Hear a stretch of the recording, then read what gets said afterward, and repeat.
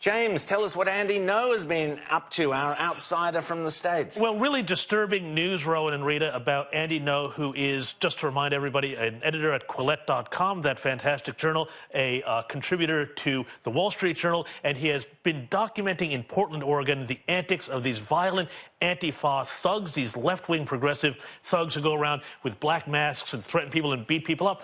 And overnight our time, he was beaten up himself at one of these protests. We're throwing some footage right now. We can't actually air the audio because it is so full of obscenities and cursing at this guy. He got punched, kicked. They're covering him in vegan milkshake. They stole his camera equipment. Yeah. And they're chasing him, throwing things at him. It is just so vile. This is the tolerant left. This is masked thugs. And can you imagine if this was conservatives behaving this way against a journalist? Now, Andy is a migrant. He was from parents who are refugees. He is gay.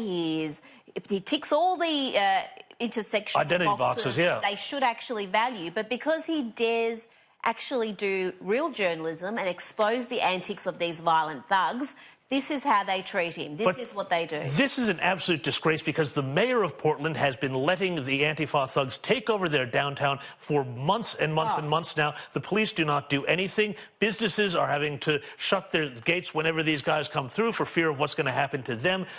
This shows the face of the radical progressive left. And you know what? Make no mistake. Today it's Andy Ngo. Next day it'll be somebody else. They will do this to anybody who they think is not woke enough. Well, I mean, if Andy is a target, given the fact of his background, anybody will be a target. Anybody who dares speak the truth and expose these militant leftist thugs for what they are, and that is not isolated. This is how they behave. They have gone after businesses, individuals, anybody who stands in their way. They went after Tucker Carlson in Washington last week. They tried to publicize his address, his home address, to the idea being that people would swarm his house, would attack him, would make him a target of this. These people do not play fair. If Tucker Carlson and a gay Asian American are the face of fascism, because they always say, oh, we're anti-fascism, no, that is the most Orwellian nonsense. These guys are thugs. They are the face of the radical left, and they need to be shut down. Well, and our media should stop calling these people anti-racist because they're not anti-fascist, they're not anti-racist. That's what they call themselves to justify that kind of behaviour.